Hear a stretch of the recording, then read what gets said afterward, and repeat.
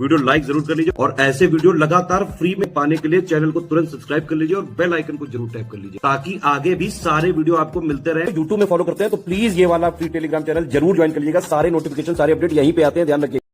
नमस्कार साथियों, स्वागत है आप सभी का स्टडी फॉर सिविल सर्विसेज के यूट्यूब चैनल पर। दोस्तों, यूपी SSSC पीईटी के इतिहास विषय के पहले टॉपिक सिंधु घाटी सभ्यता से संबंधित कुछ एमसीक्यू देखेंगे आज। और आपने अगर इसका सिलेबस का वीडियो नहीं देखा है तो वो देख लीजिए। और इसका पहला वीडियो जिसमें हमने कुछ सिंधु घाटी सभ्यता से संबंधित महत्वपूर्ण तथ्य कवर किए थे, वो भी अगर आपने नहीं देखा है तो देख लीजिए। चैनल पर आपको वीडियो मिल जाएगा। हमारे कुछ फ्री इनिशिएटिव चलते हैं, फ्री टेलीग्राम चैनल चलता है, तो वो आप ज्वाइन कर सकते हैं @study for civil services से। इसकी लिंक भी आपको डिस्क्रिप्शन बॉक्स में मिल जाएगी, वहाँ से ज्वाइन कर लीजिए। यूपी SSSC पीईटी के लिए फ्री टेलीग्राम चैनल चलता है जहाँ पर डेली 50 क्विज कराए जाते हैं, तो ये जरूर से ज्वाइन कर लीजिए।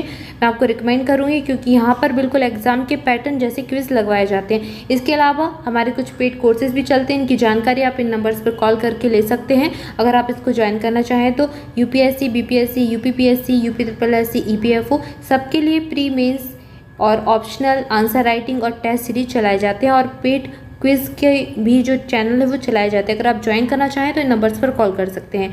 आइए चलिए स्टार्ट करेंगे। देखेंगे पहला प्रश्न है, लोथल की खोज किसने की थी? ऑप्शन से दयाराम साहनी, राखलदास बनर्जी, SR राव या फिर RS बिष्ट। इस प्रश्न का सही उत्तर हो जाएगा option C, SR Rao. SR Rao के द्वारा लोथल की खोज की गई थी। लोथल की खोज 1954 में हुई थी और यह कहाँ पर स्थित है? अहमदाबाद जिले के सरागबाला ग्राम में स्थित है, भोगवा नदी के तट पर। अहमदाबाद जिला कहाँ पर है? गुजरात में। तो लोथल भारत में ही स्थित है, सरागबाला ग्राम में, जो कि भोगवा नदी के तट पर है और अहमदाबाद जिले में है। इसके अलावा दयाराम जो साहनी हैं, उन्होंने हड़प्पा नगर की खोज की थी 1921 में। फिर बात करेंगे राखलदास बनर्जी। तो राखलदास बनर्जी ने मोहनजोदड़ो की खोज की थी 1922 में।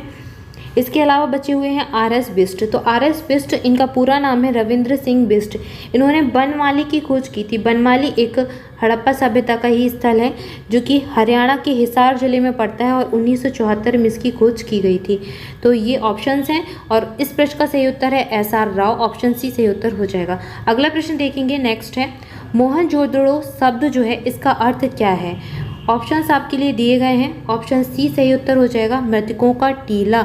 इसका जो अर्थ होता है मोहनजोदड़ो शब्द का, मृतकों का टीला इसका अर्थ हो जाएगा। अगला प्रश्न देखेंगे, नेक्स्ट है, नर्तकी की जो कांस्य की मूर्ति है वो कहाँ से मिली? ऑप्शंस हैं मोहनजोदड़ो, सुतकोटा, लोथल या फिर कालीबंगा। तो जो हड़प्पा सभ्यता की खोज हुई थी, सिंधु घाटी सभ्यता की जब खुदाई हुई तो बहुत सारे अवशेष मिले, तो वहाँ पर नर्तकी की एक कांस्य की मूर्ति मिली। और ये कहाँ से मिली? ये मिली थी मोहनजोदड़ो से।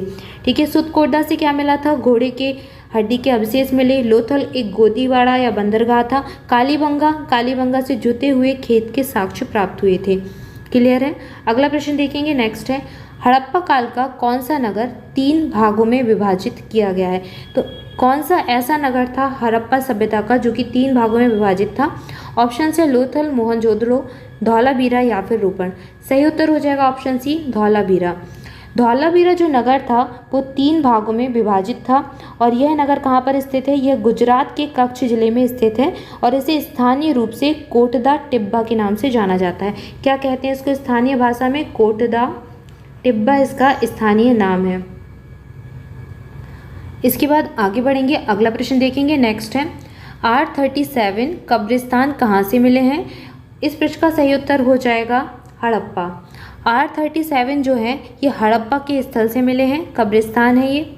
अगला प्रश्न देखेंगे, नेक्स्ट है, हड़प्पा काल से संबंधित स्थल जो चन्हूदड़ो है ये कहाँ पर स्थित है? ये जो स्थल है ये सिंध प्रांत में स्थित हो जाएगा। आप सभी जानते हैं जो हड़प्पा सभ्यता है वो कुछ पाकिस्तान में है, कुछ भारत के हिस्से में आती है। तो भारत जो पाकिस्तान का हिस्सा है वहाँ पर चन्हूदड़ो स्थित है। चन्हूदड़ो पाकिस्तान के सिंध प्रांत में ही स्थित है। इस प्रश्न का सही उत्तर भी यही हो जाएगा, ऑप्शन ए। अगला प्रश्न देखेंगे, नेक्स्ट है, सिंधु घाटी सभ्यता के बारे में इनमें से कौन सा कथन सत्य है? कथन देख लेते हैं। पहला है, सिंधु लोग कपास का उत्पादन करते थे, करने वाले पहले व्यक्ति थे। दूसरा है, सिंधु घाटी सभ्यता पंजाब, सिंध, बलूचिस्तान, गुजरात, राजस्थान और पश्चिम बंगाल के कुछ हिस्सों को कवर करती है। फिर है, उन्होंने लकड़ी के बक्से में अनाज भंडारण किया। और अगला है, सिंधु लोग कुत्ते, बिल्लियों और घोड़ों को बड़े पैमाने पर पालते थे। इस प्रश्न का सही उत्तर हो जाएगा ऑप्शन ए, सिंधु लोग कपास का उत्पादन करने वाले पहले व्यक्ति थे। तो सबसे पहले कपास का उत्पादन किसने किया था ये पूछा जाता है, तो ये इसका सही उत्तर होता है सिंधु घाटी सभ्यता में सबसे पहले कपास का उत्पादन किया गया था। सिंधु वासियों ने सबसे पहले कपास का उत्पादन किया था, इसलिए इस प्रश्न का सही उत्तर हो जाएगा ऑप्शन ए।